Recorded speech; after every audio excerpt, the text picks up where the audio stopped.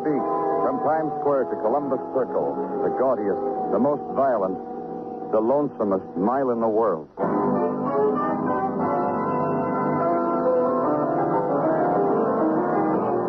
Broadway Is My Beat, with Larry Thor as Detective Danny Clover.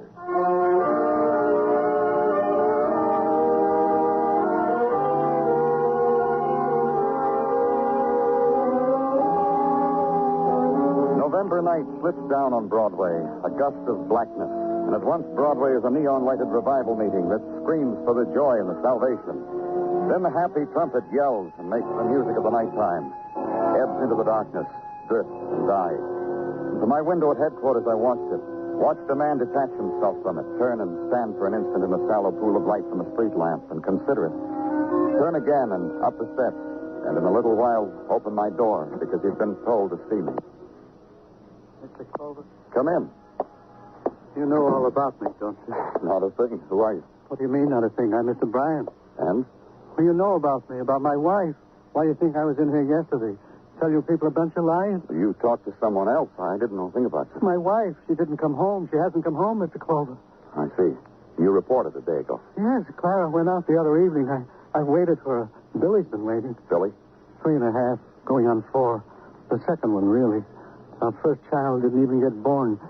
See, why did you come to see me, Mr. Bryan? The man in the other office told me. Please find Clara, Mr. Clover. She's got to come home, Mr. Clover, because the man in the other office said to show you the letter. Here, open it and read it.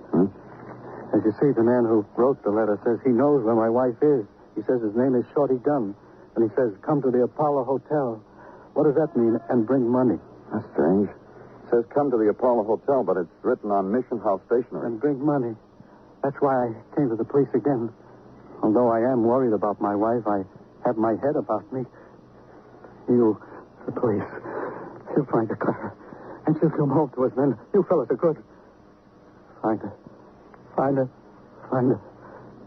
Find her. Suddenly, the spill of words stopped flowing from him. It became a moan. It became the whimper of the helpless. Its component parts, defiance and shame. This was the universal currency of men who must beg, to appease hunger, to barter dignity, to blot out the sudden emptiness. I told him I'd check on it, try to find his wife for him. Talk to the man who had written the letter.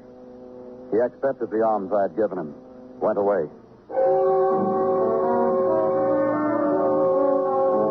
The Apollo Hotel stands on a corner of the Bowery and sells men's sleep at 50 cents a night. You walk up a flight of stairs, the grit under your feet screeching your presence. And at the landing, a desk, moist with the sweat of hands that have bargained across it.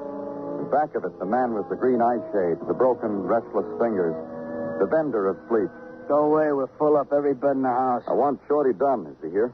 You talk like you got a right to want somebody. Police. Yeah, I know. You know how I know? Because I'm sensitive to the sound feet make on my stairs. Without looking up, I can tell is it a rummy, a wino, a bum, a cop. You want Shorty, huh? Yeah. Imagine that. Shorty finally made it. Somebody wants him. Come on. Bed 12.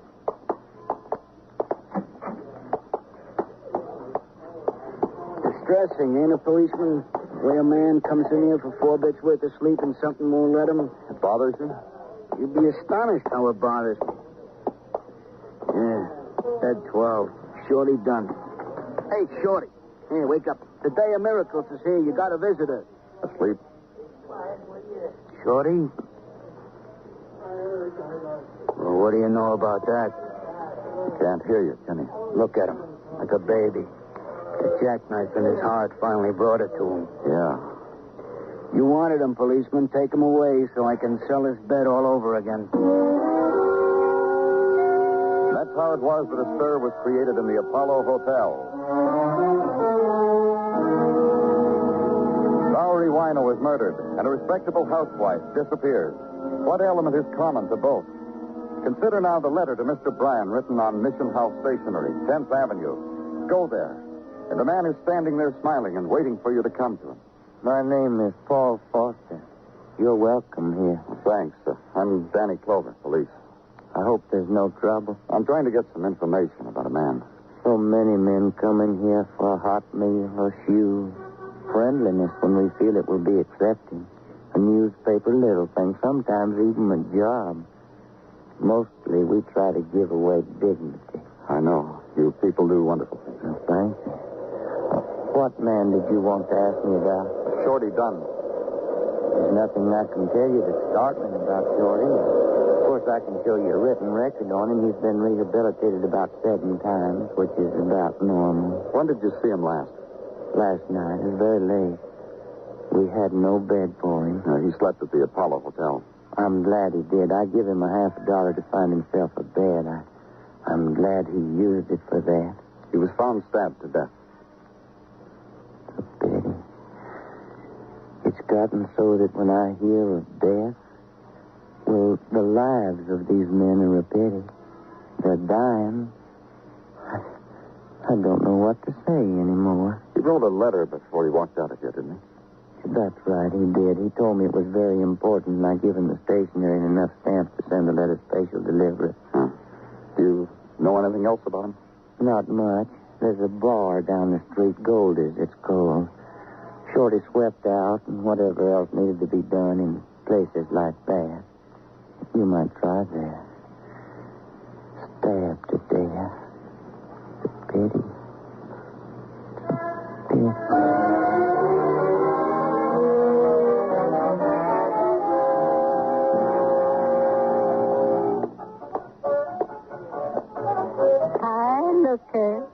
And I speak as a lady who's had lookers look at her before. You're Goldie. The one and only. Gents call me that because I got a heart of gold and teeth to match what's left of them. See it? Pure gold.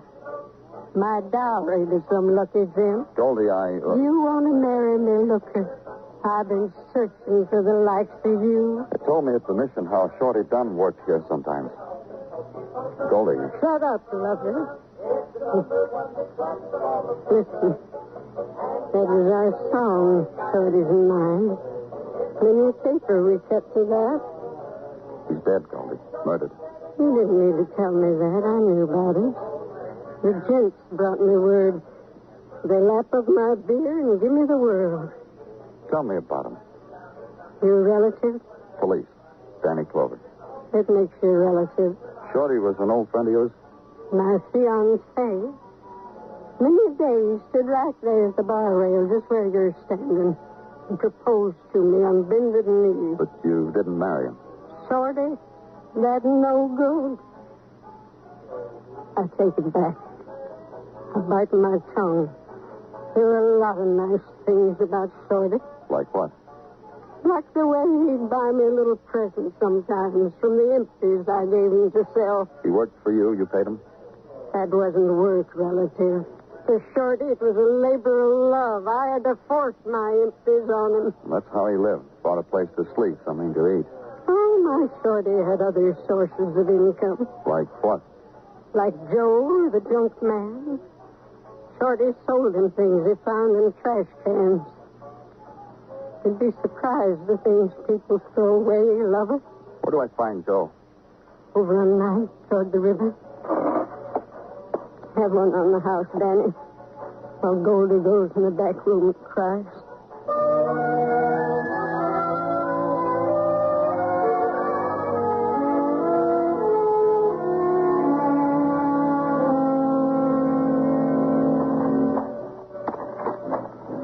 Your name, Joe? Who are you? You're open pretty late, aren't you, Joe? It's almost 11 o'clock. I make junk at all hours. I stay here and sort it out. Now, who are you? Danny Clover, police. You got junk? On your feet, Joe. I'm busy. On your feet. Stand up. I want to talk to you. Better. You get your 11 o'clock jollies this way? People got to stand when they talk to you. Want to talk in your backyard or mine? Talk. Did you know Shorty Dunne? Did I know him? I know him. He's been murdered. So? You know anything about it? Look, to me, Shorty was bottles. He brought bottles and I paid him. All it means to me that Shorty is dead, that I'm going to have to find someone just as good with bottles. That's all, huh? What do you want from me? What I got here is junk. And who brings it here is junk. Where did Shorty hang out? A question. He held out his hand on corners. Who knows what corners? He slept in doorways. He slept at the mission house. He slept in those tenements over there. Over where? 2 of them right over there. You can see them if you stand on your toes and look over the fence. Deserted. Condemned. You know how tenements get? Like people get.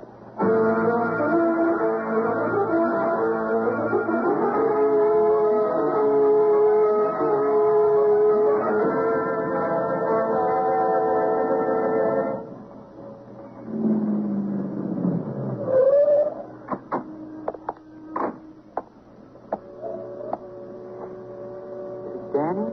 Over here, Muggavan. If you hadn't answered, I wouldn't have known it was you. A shape, a shadow, something left over. Let's go. You're looking for something, Danny? In this tenement? That's why you called me? Uh-huh. If it's not asking too much... Something that'll help me find Shorty Dunne's murderer. The bum? Something he may have left. Slept here sometimes, the man told me. Look for it, Muggavan. Okay, Danny. You take these rooms. I'll go on down the hall. Yeah.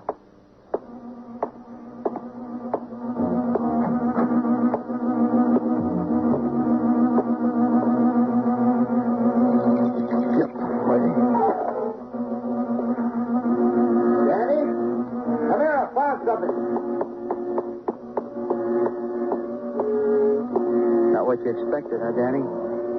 No. She was strangled. See, the lash shows up the marks on the throat. I'd say she's been here a night, maybe more. Anything else? Yeah, this purse I found laying beside her. Open it. Yeah. Compact, lipstick, tissues, a wallet. No money. A picture of a little boy.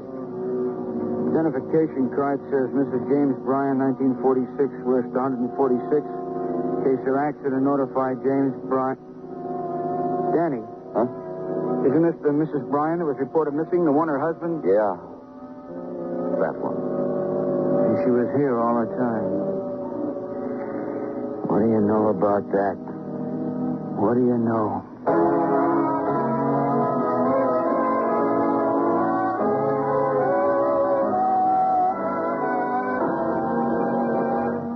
You are listening to Broadway Is My Beat, written by Morton Fine and David Friedkin and starring Larry Thor as Detective Danny Clover.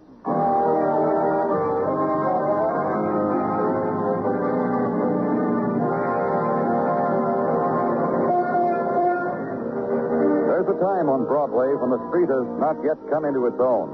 The empty hours, the useless hours between dawn and noon.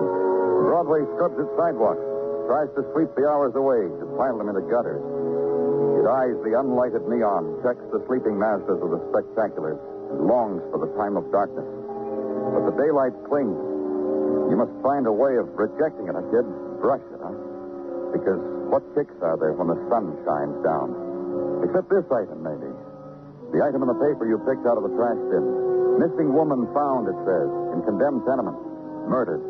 And this one. Derelict, stabbed to death in Flophouse. That'll hold you, kid, to a nighttime. Sure it will. And at headquarters, a man comes in, oozing with information. You know that because he tells you. I'm oozing with it, Danny. Oh, the bits and pieces I got for you. You'll give them to me, huh? Naturally, but piecemeal. First, Detective Muggavan has even now picked up Mr. Bryan. They are on their way to the morgue to identify the deceased. Well, tell me the rest of the way there, huh, Tartaglia? If you promise to let me keep up with you. I promise. Second, on the person of the deceased Shorty Dunne was found $20, undoubtedly from the purse of Mrs. Clara Bryan. Go on. Thirdly, our boys have checked with the manager of the flop house. He tells them a guy he could never describe bought a bed at his hotel, registered as Joe Jones. Slept for a while next to Shorty. Got up, walked away. Nobody knows where, nobody cares. Except us, huh, Danny? Well, what else? Hey, Danny, not so fast. What else is fourthly? A list was found in Mrs. Bryan's purse. It appears to our experts to be a shopping list. It so appears to me also. You got it? Well, naturally. Give it to me. I had so intended. It's not necessary for me to go in with you, Danny, into the morgue. It spoils my day. You can go back. Thanks, Danny.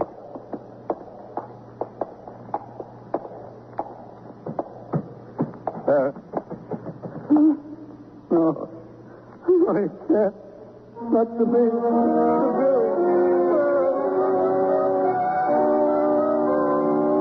Suspect spectacle of death on a slab, lit by a single bulb. The chill wind that spilled into the morgue rocked the light gently, and they appeared, each in his turn. A policeman, a dead woman, her husband, stark.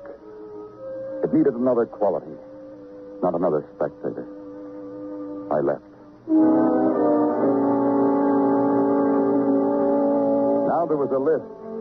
Mrs. Bryan had intended to visit 4 places. 10-cent store on a side street off Upper Broadway. A lending library close by. A place called Mildred's Beauty Shop. And a Dr. Johnson. Whether she had gotten to these places or in what sequence, I didn't know. I had to find out. Yes, sir? Something I can do for you? My name's Clover, Mr. Libby. I'm from the police. Police? That's right. Why? I mean, why are you here? As a customer As or... a policeman. I want some information. Oh, I'd be glad to, but what information would I have for the police? Did you know Mrs. Clara Bryan? The woman who was murdered? Yes. She was in here the other night, the night before last. What time was that, Mr. Libby? Oh, I couldn't tell you that. I don't know. What did she buy? Well, you can't expect me to remember that. Every item I have in the store, 10 cents or 25 or $1. Keep a tab from your cash register of your sales. Oh, yes. Get it from the day before yesterday. Mm-hmm. All right. Here you are. Did you see every item, 10 cents or 25? There's a sale for $4.98, the last item on the tab. Oh, the toy bear, the mechanical bear. I bought a shipment for Christmas. I remember now. Mrs. Bryan bought one for her Billy. That's her son. Then she must have been your last customer. She must have been. I closed at 7, but I don't have any idea how near to closing time she left. Not any idea.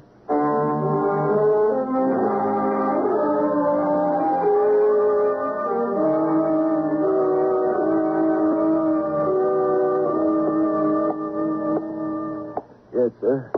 A book, get well card. You run this place alone? Hold it a bit, huh? Gesundheit. I asked you... I got another one coming out. Gesundheit. In the nose. Every fall like clockwork. You'll pardon me when I take my assistant. You asked me something. If you ran this place alone. That's right, absolutely right, all alone. That matters? Then you knew Mrs. Clara Bryan. Not as well as I would have liked. Ever see her? I mean, before. Shouldn't have happened to Clara. No. You've got a point there, mister. Yes, sir, you've got a point. Whenever Clara walked in, it filled the day for me. Made me lend books to myself to read at night. What did it do for her? You're a policeman? Uh-huh. I thought so, the way you asked questions. Very personal, very apt. Then you'll answer them because you like the way I asked them. What it did for her, you asked. How would you know about a woman like Mrs. Bryan? I'd pass a remark. She'd smile.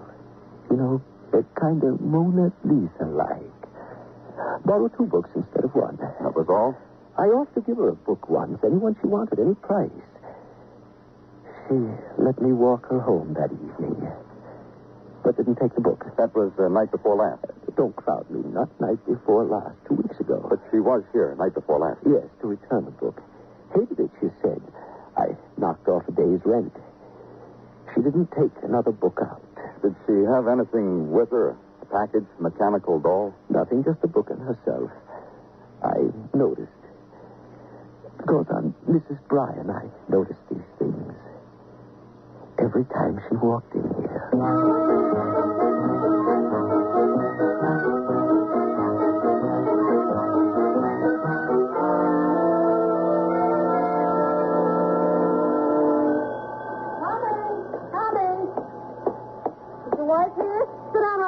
Have a magazine. Which one's your wife? I'll tell her. I'm from the police.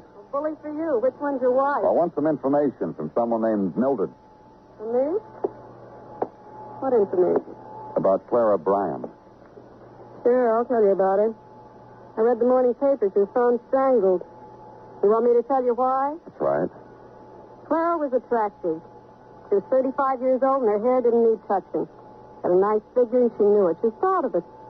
Had a husband who worked too hard and came home too late. How do you know all this? I run a beauty parlor, and it's for women. You want to listen to some of them? Right now, Mrs. Conley's in there telling her hairdresser why sometimes she's sorry she got a divorce. Did Clara Bryan know any men? You say it so gently. Women don't say it like that at all. Did she know any? She loved her husband. What woman doesn't like a man to look at her? What woman doesn't like to be insulted? But Clara always went to her husband and child. She was in here the night before last, wasn't she? Yeah, she was. How long did she stay? Just a few minutes. Long enough for me to tell her we couldn't take her, and then she wanted to wash and set. Do you remember what time it was? I came back from dinner about 5:30. A little after that. About 5:45. One more thing. Was she carrying anything? I think she had a book with her. That's right, she did. She told me it was a terrible book, waste of time, and she was returning it. Did she have a toy with her, a mechanical bear? I didn't notice. Maybe she did. Do you want anything else? No? Will you pardon me? It's time to take Mrs. Westfall out of the oil.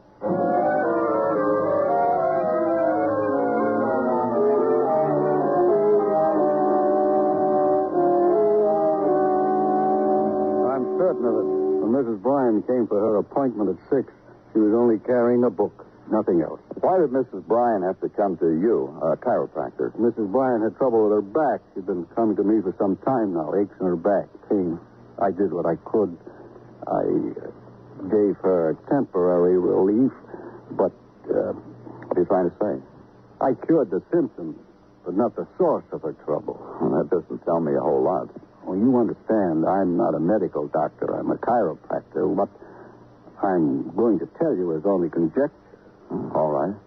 The trouble was here in her head, not in her back. Meaning? Oh, there's a very glib word for it, psychosomatic. It's simple, really. She was tired of routine. She'd reached a point in life when she recognized the fact that what she had was all there was going to be, as far as her life was concerned. She was restless in her mind. Men? Clara didn't have the heart to do anything like that. Clara didn't. She permitted me that, to call her by her first name. I confess it to you. She knew I was attracted to her. And once, when she left here, she touched my cheek and smiled. If she would have let me, I would have tried to make her happy. Believe me, Mr. Clover, she wouldn't let me. And that ended that. These were the 4 places Mrs. Bryan had visited before she died. When she had gone to the beauty shop, she had a book. She left there with it. Had gotten rid of it at the next stop, the lending library. Then the 6 o'clock appointment with the chiropractor. And the chiropractor was certain she didn't have the mechanical toy with her. And the man at the 10-cent store was certain he'd sold her one. So the store had been the last stop on the list. Go back there. Hello there. I see you came back. That's right. How you coming? With what? Well, you know, with the murder case. Oh, not so good, Mr. Libby. I was reading the papers. I see where you boys found a bum in the Bowery stabbed to death. This happened while you were looking for Mrs. Bryan, didn't it? Uh-huh. You sound tired. Mind if I look around for a while? These toys. Quite a collection. Do you have kiddies? No, I'm not married. Oh. Have you made any progress on the case? Some. Nice toy. You take it with you. Maybe you've got a nephew. No, none of those either. Well, what do you figure the connection is between that bum and Mrs. Bryan? Pretty obvious. Obvious to you boys, not to a 10-cent store man like me. Well, it's like this. Our technical boys tell me Mrs. Bryan wasn't strangled in the tenement, but some other place. She was killed and then brought to the tenement. You figure the bum killed her, huh? I read where he had $20 in his pocket. Motive was robbery, No, that's not what happened. What happened is... I see you're staring at my $4.98 item. Those mechanical bears. You like them? What happened is this. Our bum, Shorty, was about to bed down for the night in the condemned tenement. He found Mrs. Bryan's body, opened her pocketbook, so she was, took her money and ran. You boys... Killer had just put Mrs. Bryan in the tenement. We watched Shorty do all that. Followed Shorty the rest of his life. Saw him write a letter at the mission. A letter? I didn't read anything about that. Killer must have seen that the letter was addressed to her husband. Well, how did you figure that without seeing what happened and all? That's the only way it makes sense. Gee, I don't know. I stick to my theory. I still think the bum killed her. No, you're wrong, Mr. Libby. Shorty didn't kill her. The killer followed Shorty to the Apollo Hotel and killed him because he thought that the reason Shorty had written to Mr. Bryan was to tell him he knew who had murdered his wife. Mrs. Bryan was an attractive woman, wasn't she? I really didn't notice. Funny. Everybody else noticed. I didn't. Funny. All the attention I pay to people is what they buy. I have a living to make. How many of these 498 mechanical bears did you order? 6. Funny? What's funny? 1, 2, 3, 4, 5, 6. There's still 6 here on the shelf. What's that got to do with anything? You sold one to Mrs. Bryan, remember? What? But you never took it out of the store, did you? After you killed her, you put it back on the shelf.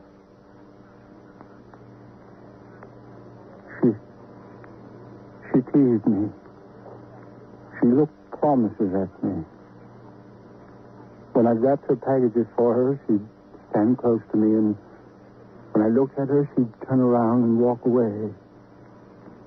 The other night, she looked tired. I invited her in the back for coffee. She said, all right. She went back and slouched down in my chair. I looked at her. I brushed her hair back from her cheek. She started to scream. Something happened. I strangled her.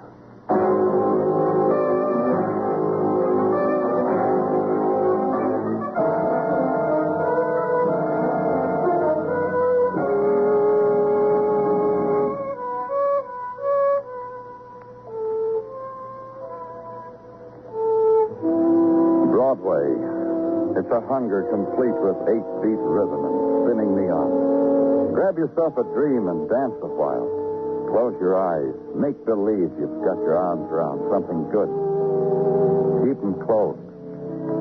What you're holding is stuff.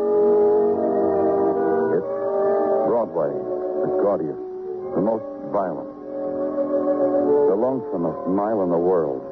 Broadway, my beat.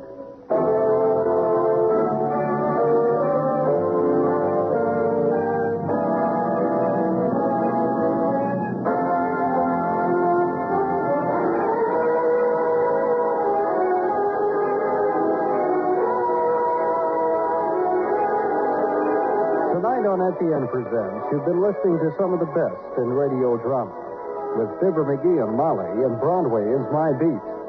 Join us again Monday evening at the same time, 9:05, when ep055 Presents Dragnet and Escape.